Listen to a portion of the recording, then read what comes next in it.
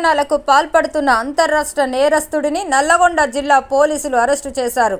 ఈ సందర్భంగా దొంగతనాలకు పాల్పడుతున్న నేరస్తుని శుక్రవారం నల్లగొండ జిల్లా పోలీస్ కార్యాలయంలో ఏర్పాటు చేసిన మీడియా సమావేశంలో మీడియా ముందు ప్రవేశపెట్టారు. ఈ సందర్భంగా మిర్యాలగూడ డీఎస్పీ రాజశేఖర్ రాజు మాట్లాడుతూ నల్లగొండ జిల్లా ఎస్పీ ఆదేశాల మేరకు ప్రత్యేక నిఘా పెట్టి శుక్రవారం ఎస్ఐ ఎం రవికుమార్ ఈదలగూడ చౌరస్తా వద్ద వాహన తనిఖీ చేస్తుండగా నేరస్తుడు అనుమానాస్పదంగా కనిపించడంతో అతనిని పిలిచి విచారించగా అతను మౌరచంద్రశేఖర్ ఇంట్లో తాను చేసిన దొంగతనంతో పాటు మిర్యాలగూడ అదేవిధంగా ఆంధ్రాలోని గుడివాడలో బాపులపాడులో తాళాలు వేసిన ఇంట్లో పలు దొంగతనాలకు పాల్పడినట్లు ఒప్పుకున్నాడని తెలిపారు. ఈ నేరస్తుడు గతంలో 2 రాష్ట్రాలలో అనేక ప్రాంతాలలో దొంగతనం చేసి జైలు జీవితం గడిపియున్నాడని, చివరగా గుంటూరు సిసిఎస్ వారు అతను చేసిన దొంగతనాలకు గాను పట్టుబడి జైలుకు పంపగా 1 సంవత్సరం పాటు గుంటూరు జైలులో గడిపి జనవరి చివరి వారంలో బయటకు వచ్చాడని తెలిపారు. మరలా తన అవసరాల నిమిత్తం దొంగతనాలు చేయటం మొదలుపెట్టగా ఈ రోజు పట్టుబడి చేసి అరెస్టు చేయడం జరిగిందని తెలిపారు. జిల్లాలలో దొంగతనాల నియంత్రణ చర్యలపై ప్రత్యేక బృందాలు ఏర్పాటు చేసి పటిష్ట నిఘా పెట్టడం జరిగిందన్నారు. జిల్లాలలో దొంగలను పట్టుకున్నటకు ఎప్పటికప్పుడు అప్రమత్తంగా ఉంటూ మా ప్రత్యేక బృందాలను ఏర్పాటు చేసి అన్ని ప్రాంతాలలో నిఘా పెట్టి నియంత్రణ చర్యలు చేపట్టామని, జిల్లా ప్రజలు కూడా ఈ విషయంలో జాగ్రత్తలు తెలిపారు.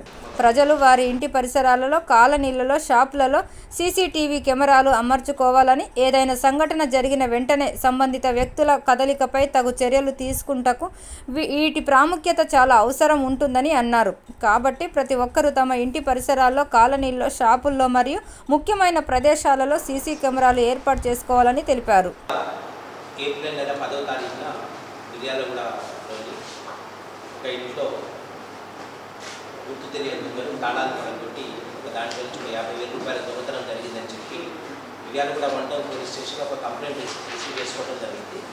సో ఈ దొంగని పట్టుకోవడానికి గౌరవ జిల్లా ఎస్పీ గారి ఆధ్వర్యంలో ఒక ప్రత్యేక బృందాలుగా ఏర్పడి గత 10-15 రోజులుగా టీములన్నీ గాలించి ఈరోజు నమ్మదగిన సమాచారంపై మిర్యాలగూడలో వాహనాలు తనిఖీ చేస్తుండగా ఈ దేవరకొండ రాంబాబు అనేటటువంటి ఈ నిందితుడిని పట్టుకోవడం జరిగింది.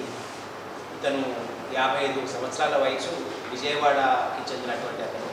గతంలో కూడా ఇతని మీద చాలా దొంగతనం కేసులు ఉన్నాయి.